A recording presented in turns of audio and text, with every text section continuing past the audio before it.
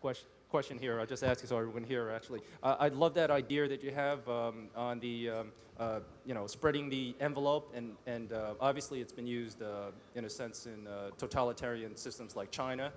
Okay, because everybody's watching everybody else. But here's my other idea, which is you should be using perhaps maybe a training program for, and by the way, I'm native U.S. citizen, so you guys are real patriots, all right? You should actually be using children, because children are suspicious of a lot of things, and if they're trained properly, they can watch and then see if there's something bad is happening.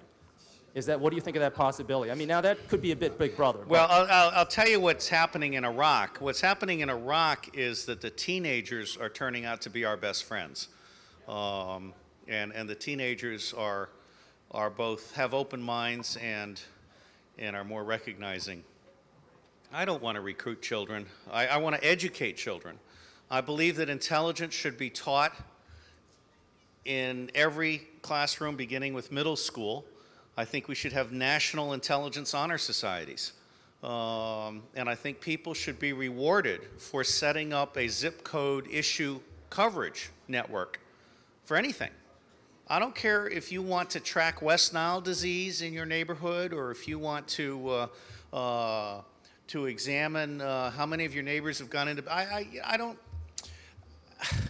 This is not a police program. This is about neighborhood watch at a level of sophistication that the internet now makes possible. Yes, sir. Yeah, I have a comment and then a spy question. Are you familiar with the FBI's InfraGard program and the efforts they've made at open source intelligence and dissemination? You're not talking about the library thing? No, it's a public-private partnership the FBI put together with. The focus is corporate America, which kind of makes it. Well, they have a number to call. No, they actually have a program where you get involved. You have quarterly meetings. If you get, one of the problems is they still bring a lot of the government bureaucracy with them. So in order to get a lot of the closed source intelligence, you have to get cleared, get a background check, all that kind of good stuff. Yeah. But there's a lot of training and intel that they send out on a daily and weekly basis. Well, I'm vaguely familiar with some of these things that FBI has done, but what I really want to emphasize is security in the neighborhood is a bottom-up 7-tribe process. And I like to think of the FBI as a trawler, a federal trawler. You do not catch terrorists by having a federal trawler crisscrossing America. You catch terrorists by teaching the local police how to fish. And that's why Brent Scowcroft paid serious attention to my one-page memo on reforming intelligence before he gave up on this administration, and he asked me to expand on the Homeland Security thing. And what I had proposed that was very sensible was $30 million per state, $1.5 billion total, for the creation of a generic state intelligence center with 15 5-man watch teams. That was not hardwired for counterterrorism. The mistake we're making across America is we're trying to hardwire a few privileged people into a cement bunker with CIA-approved communications and FBI-approved communications, and it's absolutely useless for natural disasters or crime waves or plagues emerging. We can now spot an epidemic in an illegal immigrant community between 4 days and 4 weeks in advance of previously stuff by tracking the over-the-grocery counter prescriptions and the specific combinations. So on balance, I think the FBI needs to be a team player, and it will never be the leader. Yeah, I would encourage you to look into the program because it actually does a bottom-up approach. But here's my spy question. Okay. Are you familiar with the book Charlie Wilson's War? Yeah. Okay. In there was criticism, particularly of a lot of the purges that took place, and it sounds like you were there in the same time frame. And I wonder if you would like to address either stories around that particular book or the author's commentary on the ethnic purges that happened. Well, the author was drawing heavily on Gus's experience, and I think Stansfield Turner began the process of destroying the American intelligence community, but because of his naval flag fascination with technical solutions. I've said that one of the biggest mistakes we've made in American intelligence is substituted technology for thinking. Stansfield Turner was also, and I have to tell you, I'm a naval officer, but Marines see things differently, and sometimes we think of a certain category of Navy officer as prissy white mice. And Stansfield Turner had a prissy disaffection for clandestine intelligence. He's one of these guys that thinks it's cleaner to do it with technology. And so he gutted us. He gutted the clandestine service. And then we had a series of mediocrities. The only one that was any good really was Dick Helms, whose book is worth reading, or my summary of his book. I think I've forgotten your question.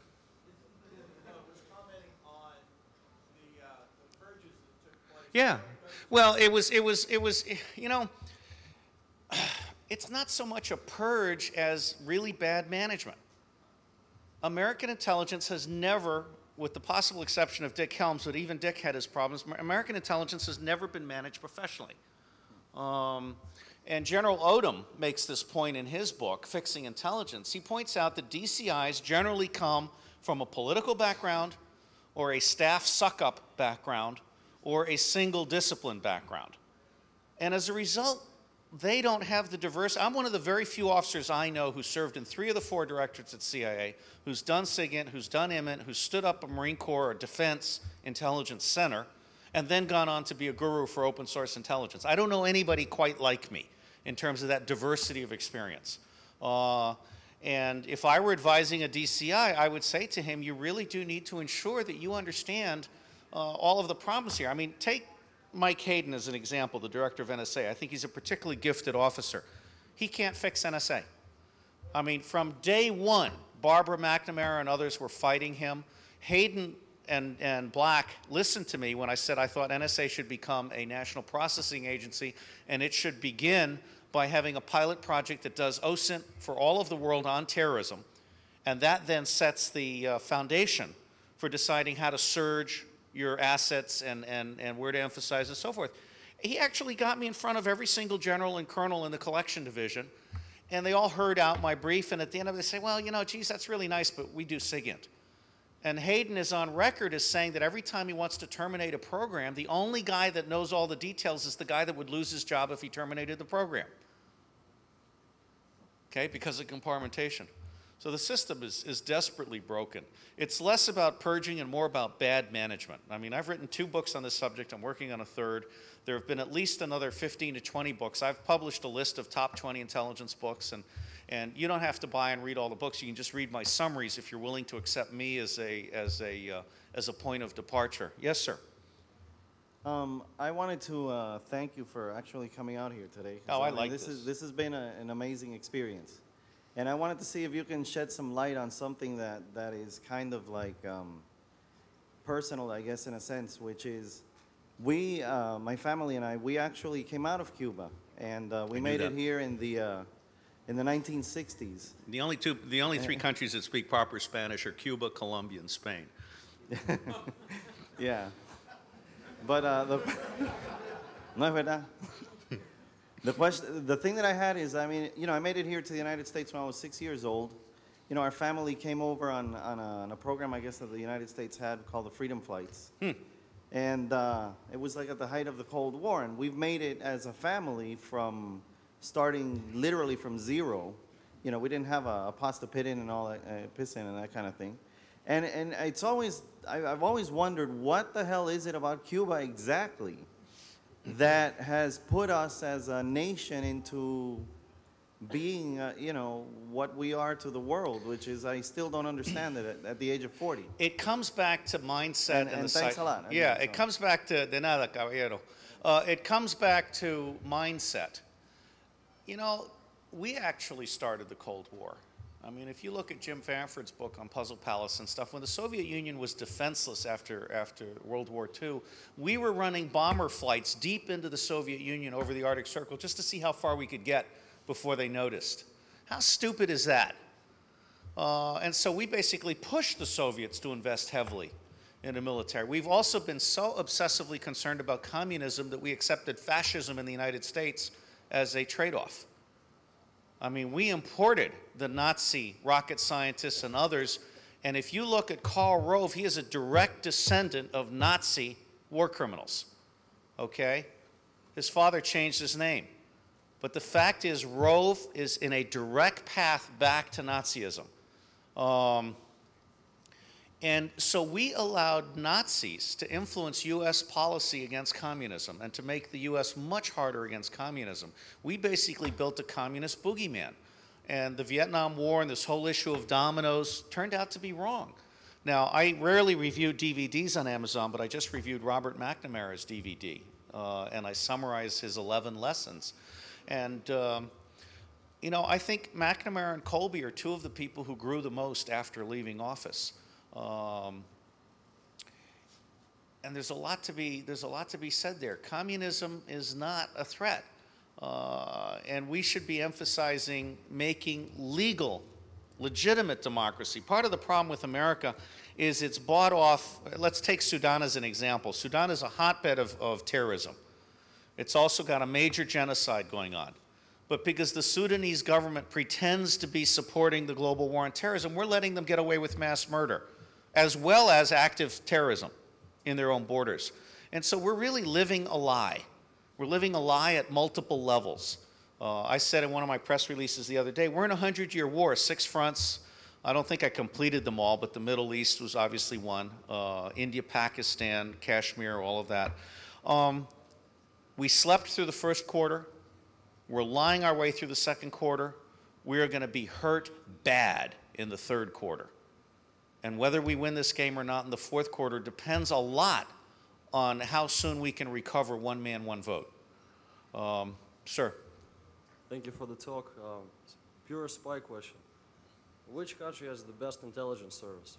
Your ranking, top 3 countries. None of them has the best intelligence service. The question was, which country has the best intelligence service?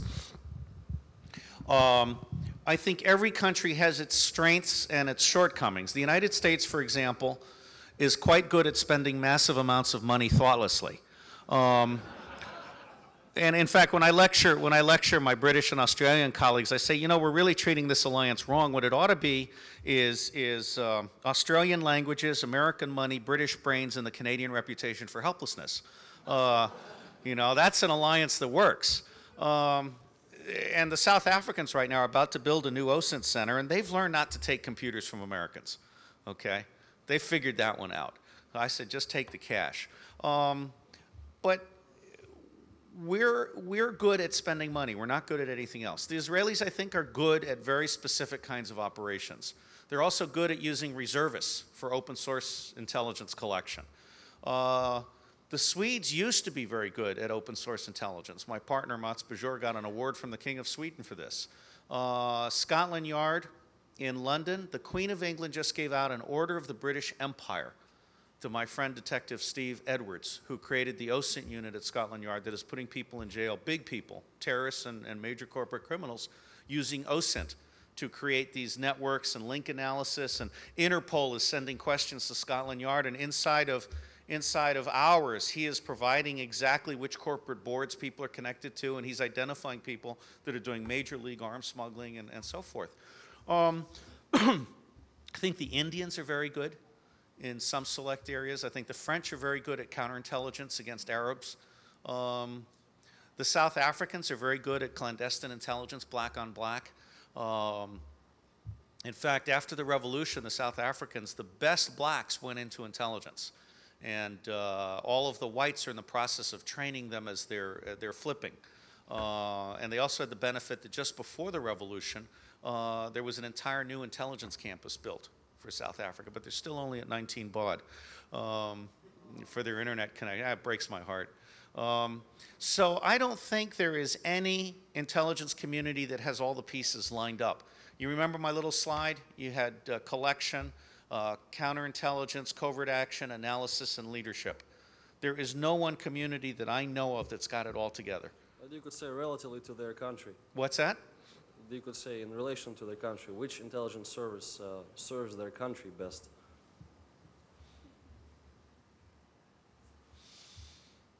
That's a hard question. I'd have to think about that, because one of the things you really have to consider is what is the cost to a country of intelligence operations that are counterproductive or cost a lot of money. I think every intelligence services has some good and some bad. Why don't you tell me what your answer is, and then we'll take it from there. I don't really know. I know Israeli service has always been very good for Israel. It's good in narrow. It's good in narrow casting. But it also has started to fail lately. Yes, it For some has. reason. And in fact, I think one of the problems with the U.S. not reading Hebrew is that we don't see the internal opposition. There's a very famous article that was written by an Israeli general about a year ago that basically said that the Israeli policy against Palestine was out of touch with reality, was based on false intelligence, was political manipulation. It does not help to assassinate or capture single individuals if you're bulldozing entire villages at the same time. And it's also not helpful if you're stealing the water from the entire Middle East to support an agriculture sector that is producing 3% of your GDP. This is just flat out stupid, okay? No disrespect intended. It's just a statement of fact. And so one of the things, I'm struggling with whether I redirect my third book. My third book was originally intended to focus only on the $500 billion for national security. I'm now toying with the idea of saying that we need a new domestic intelligence agency that uses only open sources and methods to understand the most pressing domestic problems. For instance, in America, we have a very pressing domestic problem with the working poor. That should be an oxymoron, but it's not. I mean, the working poor is the title of a book, and it's a very delicate cycle. I mean, if your child care breaks down, or the bus doesn't show up, or your alarm clock doesn't go off, or you have a major injury in your family, your entire life is destroyed, and you drop below the poverty line. Okay, I think we need to have intelligence about our own domestic situation. So, for example, in the Israeli case, I would say, fellas, we need to think about importing food and not using so much water.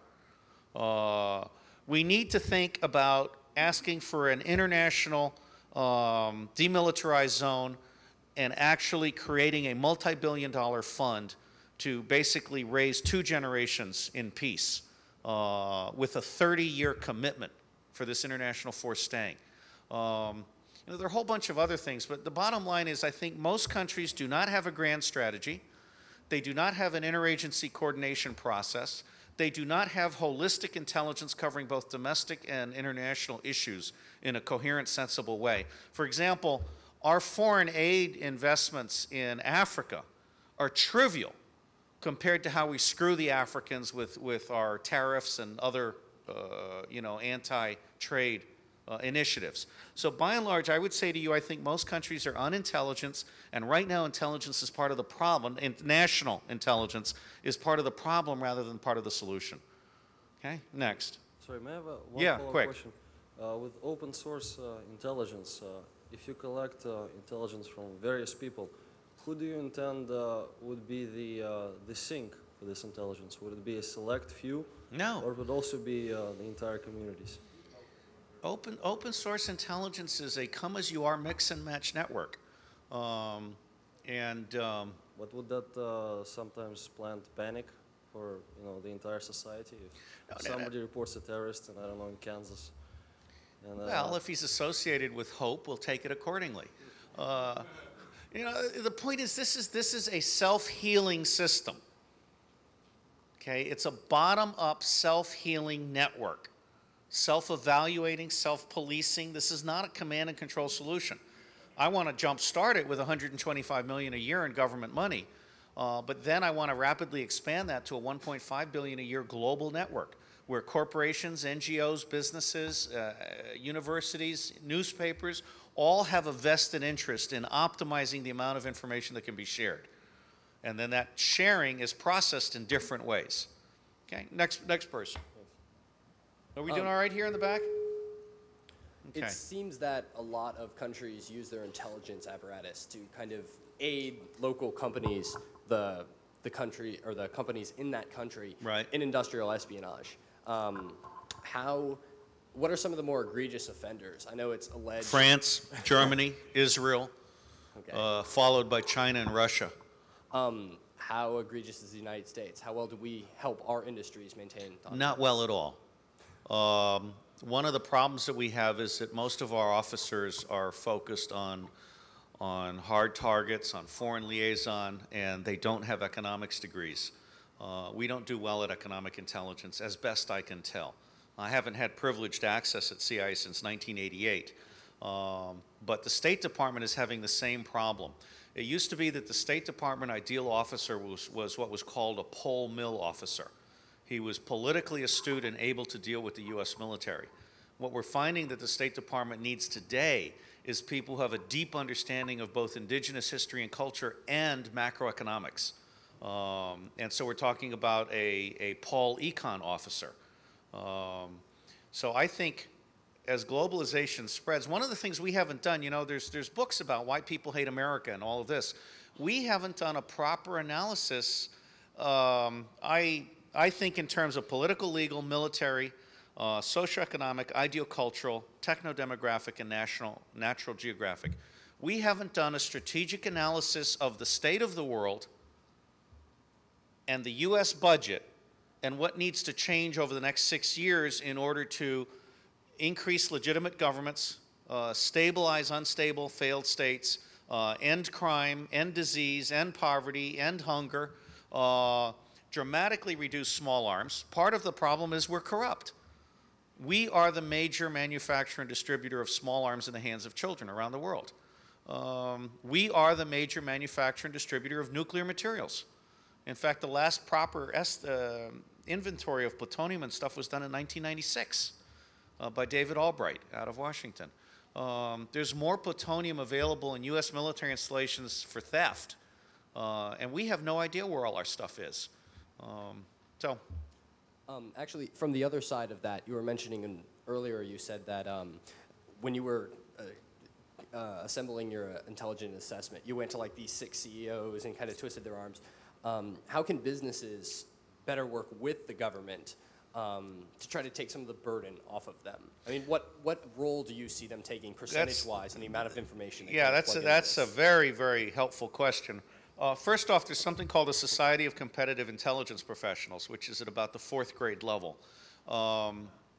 And I think most businesses today don't do business intelligence. First off, we did an analysis of our competition and found out that our competition was more often than not an ignorant middle manager that thought he knew it all, and didn't need business intelligence and didn't want to spend money on buying information, especially tailored information. Our next biggest competitor are things like the internet and Factiva and other so-called easy, quick solutions that just give you a tiny thing. We're also finding most published information is not really valuable. You actually have to go out and collect exactly what you need, when you need it, in relation to the very specific context that you're operating in. What I would do if I were a business is I would make it a point to treat business intelligence as a specialization with direct access to the CEO, and I would evaluate, I'd add it to every fitness report, every performance evaluation. Employee description number 1 would be collect and utilize business intelligence. And then you start developing an internal program to create what are called smart organizations. If I were a business with interests in the Middle East, I would make it a point to do a citation analysis on the Middle East and then to systematically start identifying who the top government people are, not only in the U.S. government, but in the Australian government and other governments. And I would work very hard to create one of these OSINT meetup virtual networks with the 8-point star for my shared interest. And I would use information rather than money as wampum. Okay? I have a spy question for you. Good. Say you had to disappear tomorrow. How would you do it? With a lot of prior planning. I miss the guy that did 10 years of practical anonymity. That was an interesting topic to me. I have not invested in disappearing, in part because I have 3 children, and America is a make or break situation for me. But if I were disappearing, I would certainly eliminate all use of electronic devices and all use of credit cards, and I would go strictly cash. and work for food. Good morning. And by the way, hang on a second. Where is that guy? How would you do it? Huh? Yeah. How would you do it? Well, in my experience, disappearing takes a lot of work. I actually love one of John le Carré's books was very interesting. This guy had two different identities. One was his weekend identity and one was his weekday identity. And he would move between two different spots, which had completely separate identities so that he could flush any time in either direction. I'm looking forward to the Bourne Supremacy, by the way. I mean, you know, these movies are wonderful about real spying. Go on. Good morning. Hey, Render. Hey. Congratulations to all of you for staying around this late. So, big hand for all of you. Yeah, I'm going to ask for the old guy's schedule next year. Same day, open at 10 and start at 8. First, quick question. Who scheduled you for first thing in the morning after all the drinking starts? I unfortunately had to miss your talk yesterday morning. You can get the OSID story on my website. I will think, you know, they're trying to open at a conventional hour. Conventional for who? Well, that's true. I mean, you know, what I would do is have them replay my tapes at night, someplace. But really, in your case, particularly since we know each other, I would say go to my website and read the OSINT story. That's what I spend my days doing at work when I should be doing real work. So. Okay, good. Yeah, I think people, let me tell you, CIA, my wife still works there. First thing I'm going to do at CIA, if I ever have the chance, is shut down the gossip networks. There is a users group on everything, including defecating lizards. And CIA employees spend at least a third of their time doing gossip about sleep apnea, whatever. It's absolutely amazing the amount of lost productivity. Between Bill Gates and gossip, I think we're about 25% productive in most of America. To my real question here, you keep talking about global brain, you know, everybody contributing things, you know, if they find some vulnerability or some intelligence useful to the community that you post it and share it with everyone else. We're not at that point yet. I've found myself in a situation a couple of times with my war driving data that I find an access point that is blatantly in a government installation or some place you just should not have an open access point. Right. One particular one was a provincial prison. Step one is tell the government, and step Problem two is is tell the newspaper. The problem is who? And without getting myself arrested is the other half of it. Because if you found an open access point in a prison, I don't want to end up on the other side of that wall. No, I mean, I think you can do very well with anonymous postal mail, especially if you mail it to someone else and they mail it from another city. But I think we have a responsibility to report things like this. And I just had the same question or a similar question from someone in San Diego. And I said, you tell the government, and then you tell the government that if they ignore you, you're going to tell the newspaper. Yeah, I was about to ask that. How effective is it going to the media? Is this going to change their minds, or are they just going to clamp The government up is even scared closer? of the media. And also, I would info your congressman if you want to I'm be Canadian, overt. remember? Huh? I'm Canadian, remember? Oh, you're Canadian. I thought we'd revoked your passport. Okay. They keep trying, but you know, they're just so easy to copy. Yeah. Now, you know, in 1994, I said the hackers ought to create a website at which they gave corporations and the government 30 days in which to fix known obvious flaws in access points. And at the end of 30 days, it was posted publicly. I still think that's useful. Actually, and in fact, 2600 could render a national service by providing a place where things like that can be reported and your identity concealed. well, one of them right now is a site called Wiggle, a wireless internet geographical logging engine where war drivers from all over the world submit their data, and anybody can go in and, well, for the states at least, punch in their zip code and see all the access points there and just check around Send me their an building. email about that. I will. Yeah, that would be fun. Next question. Hi, you mentioned that you used to work for the CIA. Yes, and your wife also works for the CIA right now? She still does. What do you say about people that say that since you once worked for the CIA, you were always a CIA asset? You know, I'm glad you asked that question. I'm going to go ahead and advance my conclusion. I was thinking about how to end my statement at 2 o'clock, but let me go ahead and give you my ending in relation to your question. Well, before you start that, let me mention that I disagree with a lot of your analysis. Okay, so what's your point? Well, I'm curious if you're a CIA asset. Okay, well, let me give you my ending. I am. Thank you. I have spent the last 6 years taking pictures of every single one of you.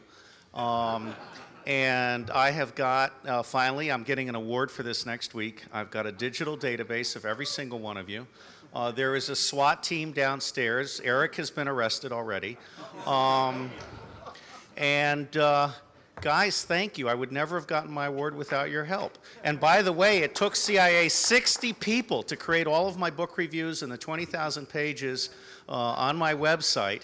And let me tell you, I didn't think they could do it. Okay. What? Yeah, there's a cash award. And now for my punchline, a la Wozniak, I'm just kidding. Look, you know what? I'll tell you what. I am what I am, and some of you have seen me for 6 years. And if you think I'm a CIA asset, then God bless you. Stay away from me. Yes, sir. Start off with a spy question. Yeah, good. Based on popular movies or mainstream movies, what, in your opinion, is the most accurate George portrayal? Smiley. All of the George Smiley books and movies. And the most ridiculous movie? Angel. If We you don't could- send kids into battle like that. I mean, really, Angel is the most ridiculous. Further follow-up? Just another one. If you could run down the list of the 7 tribes and the competency ratings that you give them. Gladly. It's also in the free. Well, I don't know if it's in the free chapter of my book. Okay, national 50%, military 40%, primarily because of targeting. Police 20%, business 30%, but only because of the oil companies and the pharmaceuticals. Academy 30%, only because of a few really good programs. NGOs 10%, media 10%, religions 10 to 20% depending. B'nai B'rith gets really good points for following Arabs in certain neighborhoods. Opus Dei gets really good points for some of the stuff it does. The Mormons get points. But by and large, it all isn't as structured. And in fact, there's a great book on spying in the Vatican that changed my mind. Alan Dulles and I both used to think that the Pope was the most informed person on the earth. Turns out he's not. A lot of his priests are stupid, and his cardinals are very, very egotistical. And the Catholic hierarchy seems to be basically dominated by cardinals with clerks. But it's interesting.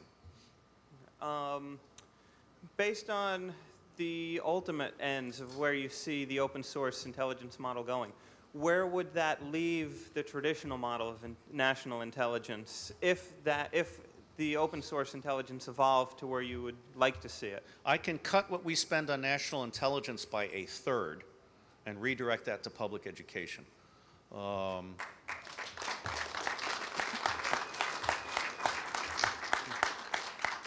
Okay.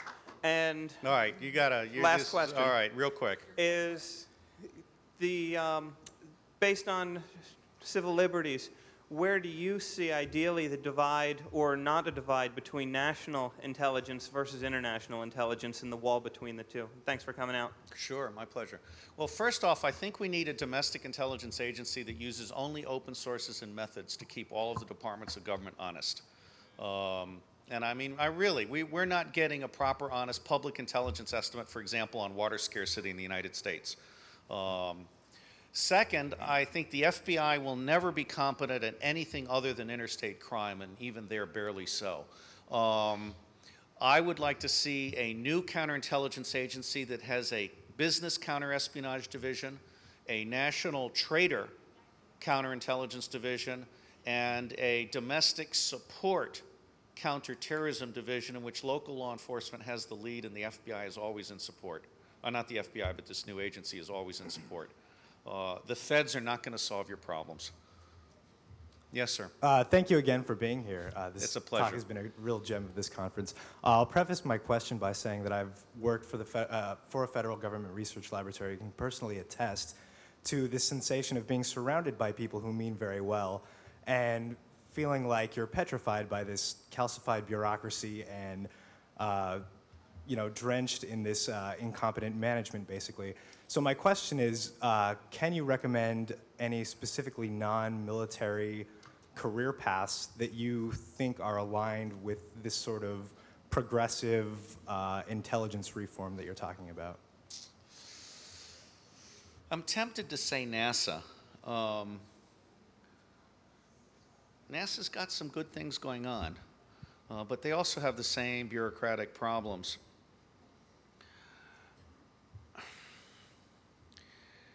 I don't really see any centers of excellence. I think we have to create them. In fact, one of the things I did while I was here in New York was have lunch with Jack Devine, who was the former head of the clandestine service and one of my old rabbis, and we were talking about business intelligence, and we've both come to the conclusion that tailored, on-demand collection, translation, and intelligence production is about to get traction. I think broadcast news has killed itself. I mean, if you watch Fox News, you deserve what you get.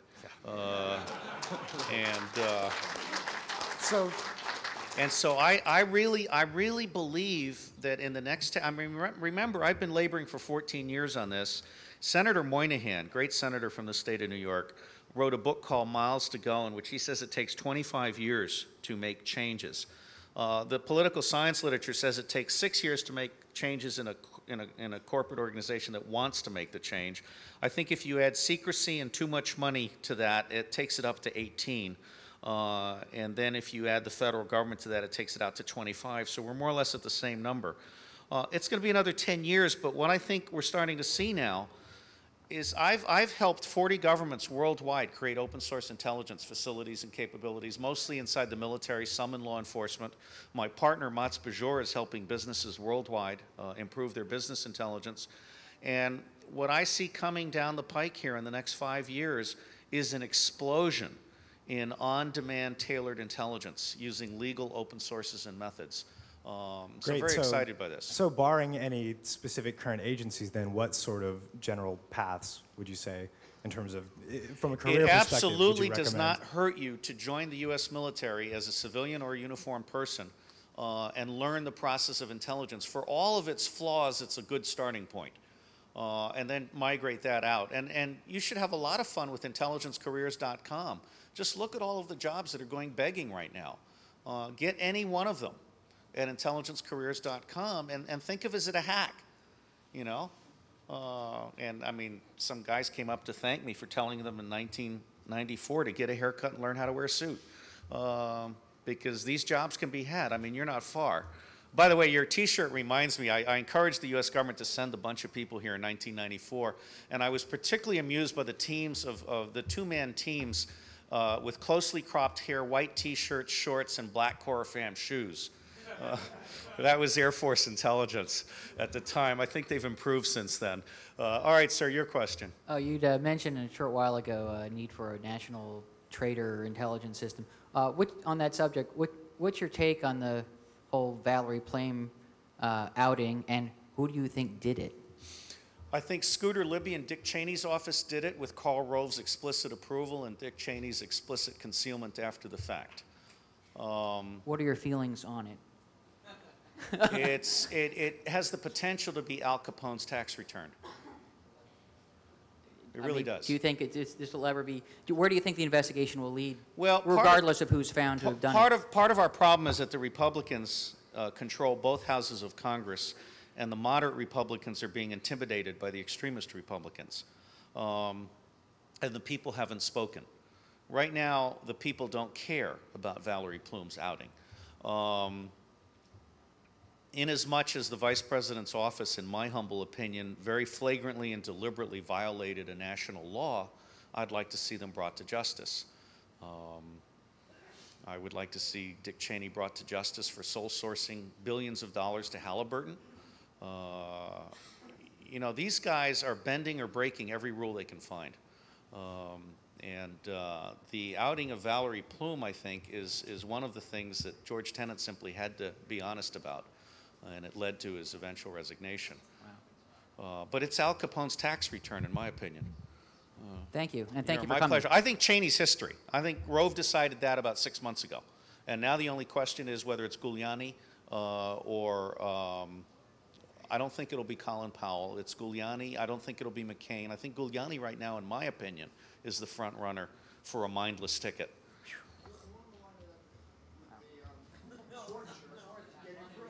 What's that? Torture doesn't work. Torture is farm boy, schoolboy stuff. That prison was grossly mismanaged. Now, see, part of the problem with Iraq, I hate to say this, but I'm going to have to go to the bathroom again. See, I have a small, gluttonous throat, and if I don't keep it constantly lubricated, it starts to collapse on itself and tickles, and then I start to choke. And so one of the aspects of my life that is constant is imbibing normally water, but lots of fluids. Now, where were we? Because I wanted to, torture. Look, Rumsfeld screwed the U.S. government. He screwed the American public because he, first off, Chalabi, I think, was an Iranian agent of influence. And the Iranians are laughing their heads off because they pulled off the best strategic deception in our history. They got 6 really ignorant people to believe Chalabi, who had already been fired by CIA as a thief and a liar, okay? And Chalabi basically, when you're feeding false information, you feed what they want to hear. And so Chalabi fed these morons the hearts and flowers and flowers in the street and smiles and liberation, all that. So Rumsfeld and Wolfowitz were deceived into thinking that Iraq would be a cakewalk and that we could do it light with precision munitions and limited numbers of ground troops. The military professionals told them in no uncertain terms that we needed massive, there's actually a standard number for an occupation army. And make no mistake about it, this was an occupation army, but it wasn't created as an occupation army. It wasn't staffed up. So having gone in and beat the crap out of them, we were then left literally naked and empty. And so Rumsfeld then had to make up for that with a massive influx of reservists who are not trained, equipped, and organized to actually be an occupying army. We broke the social contract with the National Guard. I mean, the deal with the National Guard is weekends and 2 weeks and you know, once every 15 years you replace a body bag. But we broke the social contract with them. And so what Rumsfeld has done is put a whole bunch of untrained contractors and untrained reservists in place of the military professionals that, by the way, Clinton cut. Okay? The peace dividend actually gutted the Pentagon on the human side. And Rumsfeld, at the same time, did not fix the human shortfalls when he had his chance. He chose instead to spend $70 billion on weapon systems he still hasn't defined, plus another $7 billion on missile defense, which is a bullet hitting a bullet in the sky. Okay? It ain't going to happen. I mean, these guys are morons in practical, thoughtful terms, but they have some ideological worldviews that are just utterly amazing. And Chalabi literally sucked us into that war because the White House chose to turn off the diplomatic professionals, the intelligence professionals. Even as ignorant as they were, the intelligence professionals had serious reservations about this. And the White House basically turned off the military, the diplomats, and the professionals. The media went on this witch hunt. Questioning the war was unpatriotic, and the stupid American public bought it, and Congress bought it. And a lot of us were trying to say, hey, wait a minute. You know, I mean, fully paid info ads. You look at my record on my website saying this is nuts. This is terrible. Anyway, torture doesn't work. They'll tell you what you want to hear. Yes, sir. Hi, I'd like to ask, we've talked about the system which we would use to catalog observations and items of intelligence from open sources. And I'd like to see if you could elaborate just a little more on what items of information we could tag each of those observations with, which would make the system useful, and in what ways we could search and index that data so that it. How would that be designed? So I don't have any of the final technical answers other than to say that at a minimum we should be doing XML, RSS compliant stuff. It should have a date and time tag as well as a geospatial tag. It should have attributes for who collected it, who validated it for posting. If it's translated information, it should have a direct link back to the original. And I think over time this will work itself out. I'm going to have to stop and go to the bathroom, and I promise you three guys that it'll take no more than 5 minutes, and when I come back, I'll answer your questions. Can the staff handle the pins again? And then I'll be right back. Please don't take one if you've already taken one. Where's the national pins? Considerably more than that. How frequent and what methods do you think are used by their handlers to make sure that their agents are still around and ready to go? And would you say that they have weapons now stored in the United States, and what type of facilities would you guess that they are stored in? Well, that's a little broad for me to give you a really definitive answer, but I would say that well, first off, they come into the country so easily. I mean, one of the 19 hijackers I can't remember all the details, but we're letting guys show up without a visa, without a passport, saying that they need asylum. We're interviewing them and letting them out on the street, never to be seen again. You know, we don't have real security here in the United States.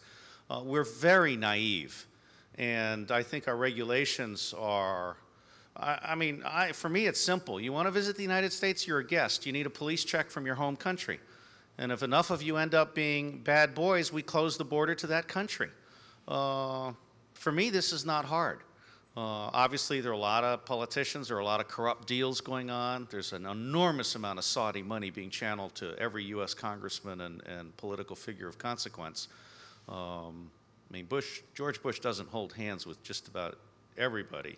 He only holds hands with Saudi princes and the occasional Chinese tennis player coach. I'm told by the Dutch, by the way, a completely sober Dutch intelligence officer told me the Chinese have pictures. They got young George so drunk when he was a teenager in his father's house in Beijing that I think they got compromising pictures, whether he was actually homosexually engaged or not. It looks like it. I don't know if this is true or not, but this is what a sober Dutch intelligence officer told me.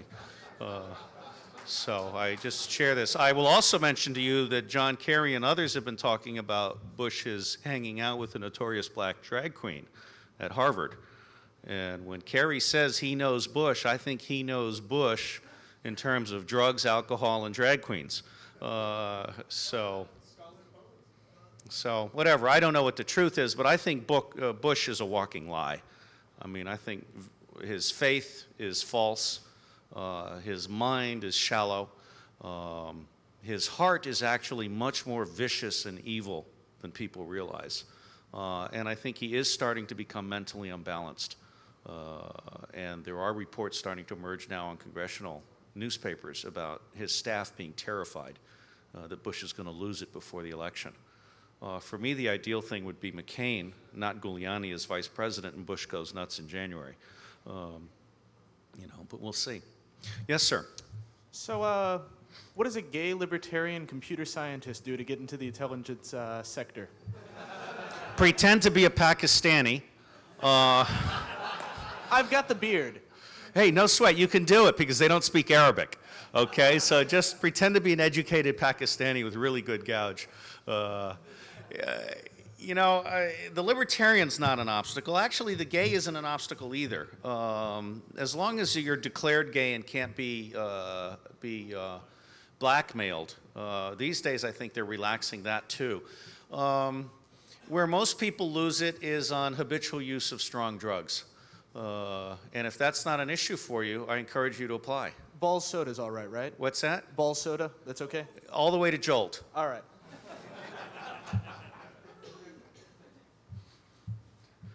Now, are you wearing panties or underpants? You know, that's what Bill Clinton should have said. Which happens to be my answer also. Go ahead. First of all, thank you for coming out. Oh, it's my We really pleasure. appreciate it. You mentioned that you helped create open source intelligence agencies in multiple Right. foreign countries. Right. I wanted to solicit more information out of you. Well, about- I've kind of started to forget the list, but basically what I do is I go in and I lecture and I catalyze, and then they throw me out of the country and do stuff and don't tell me about it. But among the best are the Swedish, I didn't help the Norwegians. They did it on their own, and everyone respects them enormously. The British military screwed it up. The Australians have 3 OSINT centers, a military, a law enforcement, and one other. And so basically, I've just been going around since 1992 when I hosted this conference. I've trained over 7,000 people, and indirectly, probably another 21,000. And in fact, one of my favorite photos in my office is of a Ukrainian military officer standing next to a computer which has my website on it. One of my State Department running buddies was in the Ukraine, and they brought him in as a diplomat, and they said, "This is what we use, open sources." And it was my website. And so he took a picture and gave it to me. And I've been told that I've influenced people around the world that I have no clue exist. Part of the problem is that the conventional bureaucracies in all of these countries are fighting open source intelligence. Like real men or real spies don't do open source intelligence. I was having a semi-clandestine meeting in France with the colonel in charge of French open source intelligence for General Heinrich. I've spoken in the French Senate twice. He said to me, "Mr. Steele, I can't get them to take open source seriously." I said, "Look, here's what we're going to do. We're going to have a cover sheet, code word Oscar Sierra, and it's going to have super top secret and more color code hashes for compartment and things, and we're going to announce that only the top 10 people in France can read this special new code word." And the colonel looked at me and says, "Mr. Steele, that's a very French solution." So, you know, we have our obstacles. I actually feel closer to my KGB counterparts than I do to the FBI or to the White House or to anybody else in the U.S. government. Intelligence professionals around the world are very similar in many ways. They have similar mindsets, similar cultures, similar attitudes, and similar obstacles to reform. Unrelated question, since you mentioned it recently. Could you talk about your knowledge of the Saudi investment in the United States and the role that it's playing in our... Ripe for nationalization. I would never have let bin Laden's relatives get out of town. That, to me, was an absolutely corrupt act.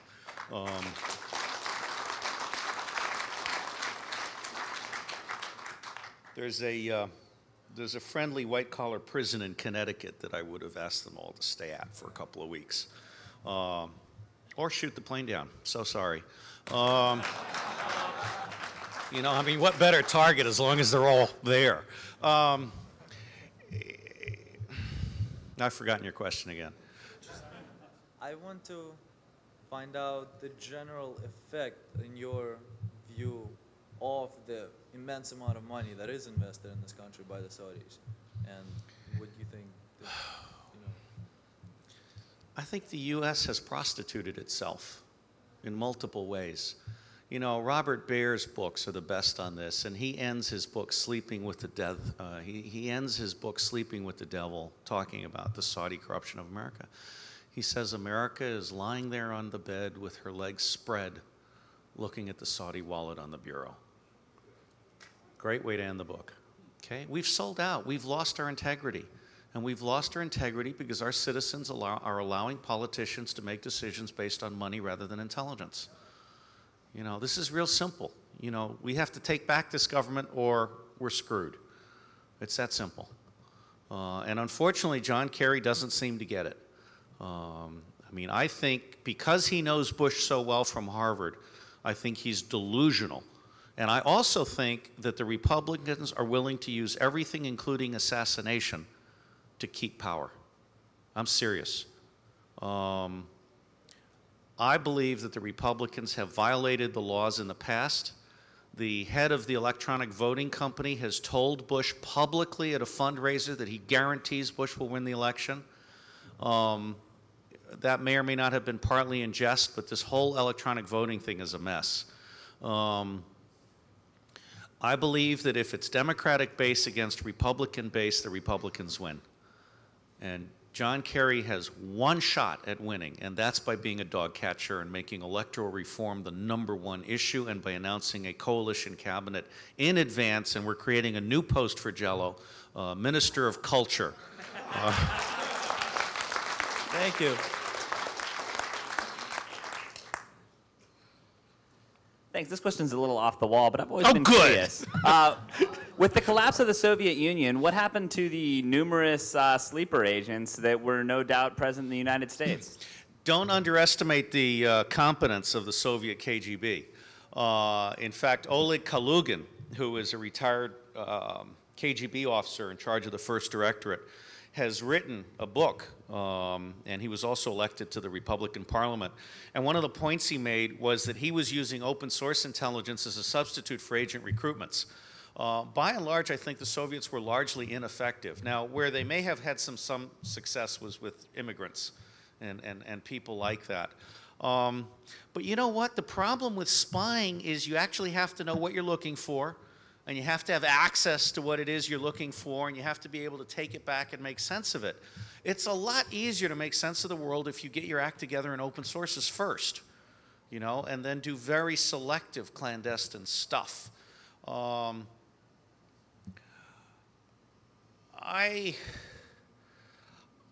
don't know if the Soviets have many sleepers. They probably have some around the national labs and things like that. But by and large, I think they're focusing more on domestic internal security and eliminating the Tatars and the Chechens than they are on us. A friend once theorized to me that, that since the Soviet Union has no doubt had the technology to build things like suitcase nukes for many years, what are the chances that Soviet operatives were present in the United States for some long period of time during the 1980s, and I would say devices? very, very, very high, and 2/3 of the 100 suitcase nukes are unaccounted for, according to a Soviet Major General.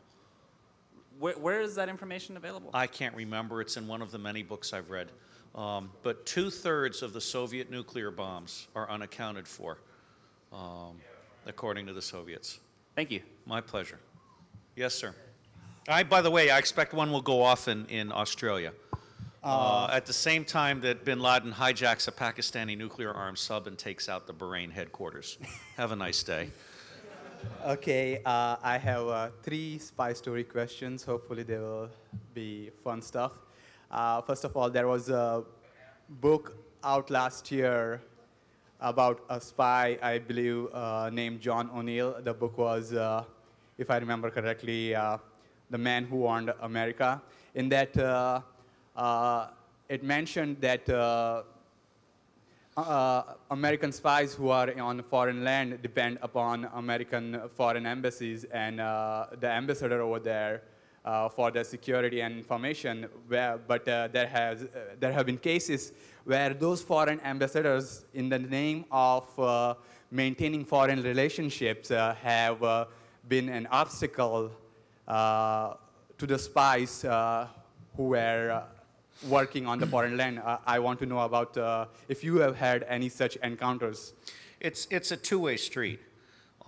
We have some politically appointed morons as ambassadors who don't appreciate the few positive things that spying can do, but we also have some very arrogant, ignorant chiefs of station who deceive and manipulate ambassadors. It's all human nature.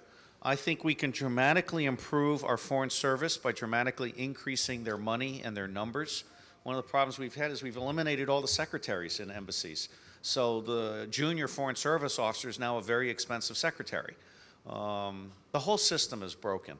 I would like to have a university of the Republic, where all 7 tribes send their best and their brightest to train at the entry, mid-management, and CEO level.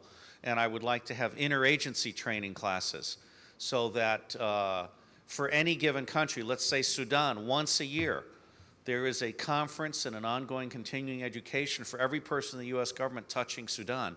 And they all come together and they actually walk away with a roster of who's doing what in Sudan. And then you can extend that to have a more select group that does the 7 tribes. So for example, the European Conflict ECCP, European something conflict prevention, is now starting to produce guidebooks to all of the NGO programs, country by country. No one's ever done that before. So we're getting there. The internet is making a lot possible. One more question very quickly, not 3. Okay, tell us